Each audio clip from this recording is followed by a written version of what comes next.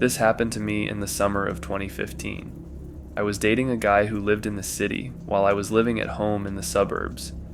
Neither of us had a car, and since my bedroom was right next to my grandma's, I always went to see him. I'd take the subway to his place every week and stay for the couple of days I had off from work. To get to his apartment required taking 2 trains. One day I was headed to see him. I'm on the first train, and after a few stops, I notice a man get on. I couldn't help but notice him, as he chose to stand right in front of where I was sitting and stare at me, rather than take an empty seat. It made me feel weird. The man in general gave me a very creepy vibe. He was probably in his 40s, looked unkempt, but otherwise just a basic looking dude whose face I can't even picture now. So I get off at the last stop and head through the station to where I need to catch the second train, but I noticed this guy is following me, which at first I figured wasn't a big deal. He could have just been going to the same place. To get to the platform I needed, you have to go up some stairs, and I realize he's right behind me.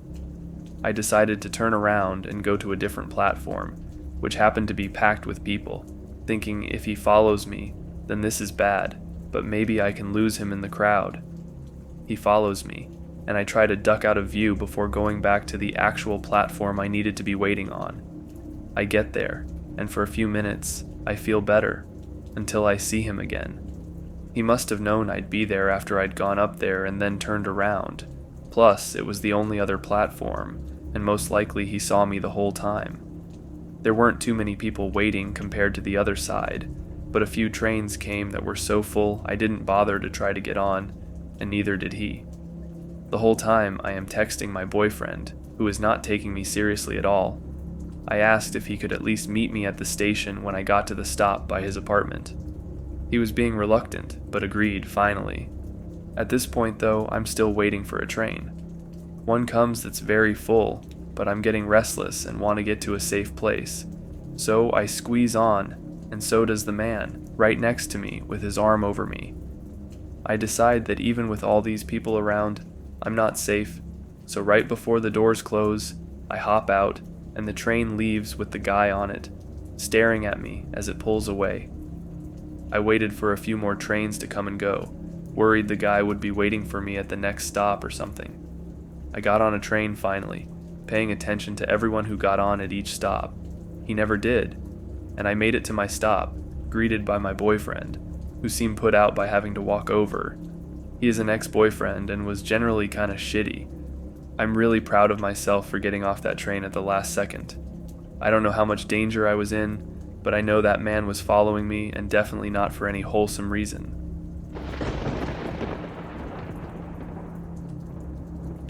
I live in one of the safest and most affluent neighborhoods in all of Brooklyn.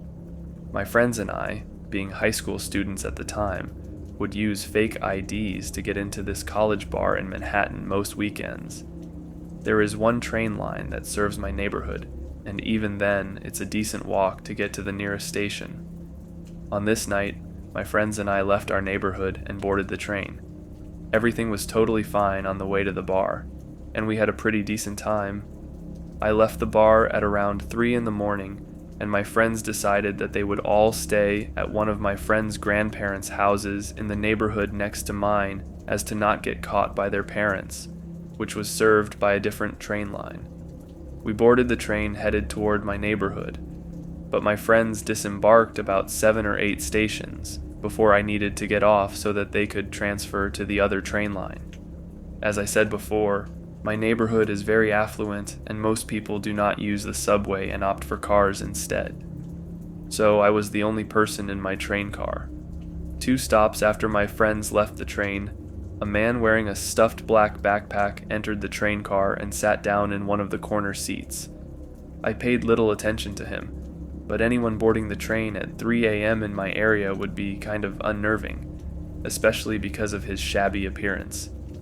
My eyes stayed glued to my phone for about 5 minutes, until my attention was ripped away from the game I was playing, due to the man removing a large permanent marker from his backpack.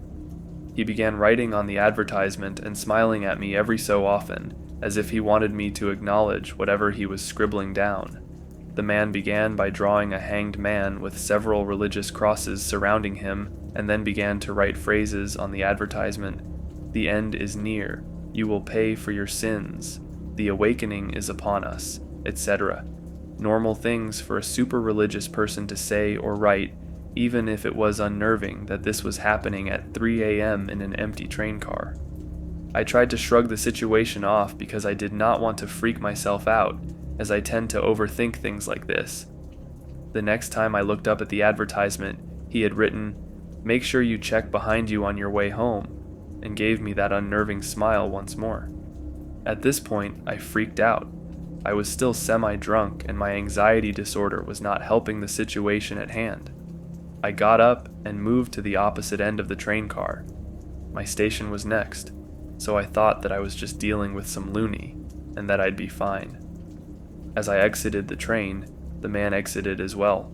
Now here's where I really felt like I was in danger.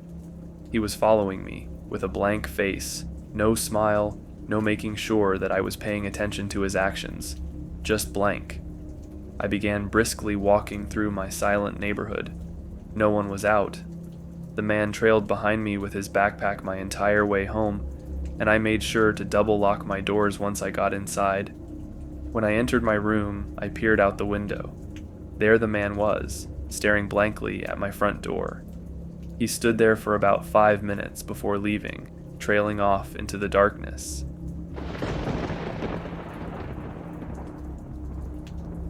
A few summers back, after I had just turned 18, a friend invited me and some other friends to their family's second home in wine country.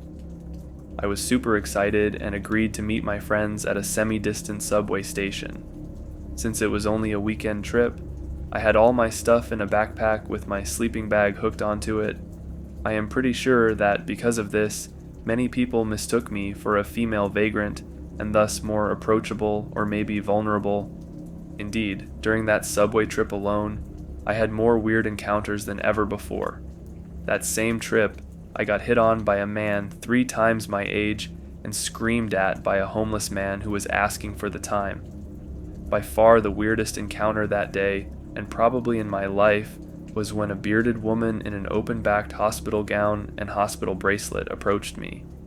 Now, I don't like to think of myself as discriminatory towards people with mental health issues, as most of my friends are depressed in some form or fashion.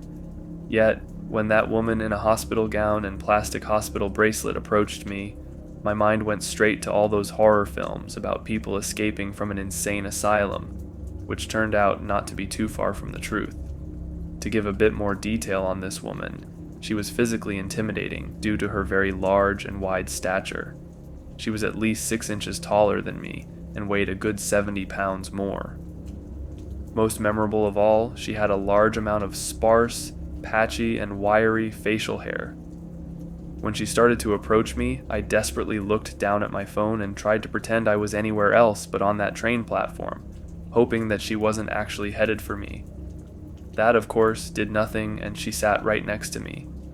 She first asked if she could borrow my phone. I really didn't want to let this person borrow my phone, as not only did I need to save the battery to rendezvous with my friends, but there had recently been a string of cell phone thefts on BART. I was not about to let mine get stolen, so I gave her some excuse about my battery, hoping that she would leave me alone. Unfortunately, my refusal was not a deterrent, as she took that as a cue to strike up a conversation. She asked if I was traveling, picking up on my large backpack and sleeping bag, and I said yes, but was trying to be as vague as possible. Then she asked where I was going, and as I did not know how to deflect her and was too deeply uncomfortable to lie, I told the truth: Napa. She then proceeded to tell me how she had gotten locked up at a psychiatric facility in Napa after she had beaten her husband with a phone receiver after he had threatened her. Feeling very glad that I had not given her my phone, I tried to defuse the situation by sympathizing with her over her awful ex-husband. That prolonged the conversation, and she asked me again to borrow my phone so that she could show me a website called World's Best Gore Vids. Apparently, there was a particular video she was a fan of that showed a graphic scene of a man getting his head run over by a tank. Now, I don't know about you, but that is not something I want to watch ever, but especially not with the woman who had just admitted to savagely beating someone. Luckily, soon after, my train arrived at the station and I boarded it. Unluckily, so did she. She kept talking to me during the ride. For my part, I tried to say as little as possible to not seem rude and anger her, while also trying to make it clear that I was not interested in talking. She did not pick up on this cue or did not care. We parted ways a few stops later when she got off the train. She told me she was meeting her new boyfriend there and had wanted to call him, which was why she had wanted to borrow my phone. I sincerely hope her new man does not have any phone receivers lying around.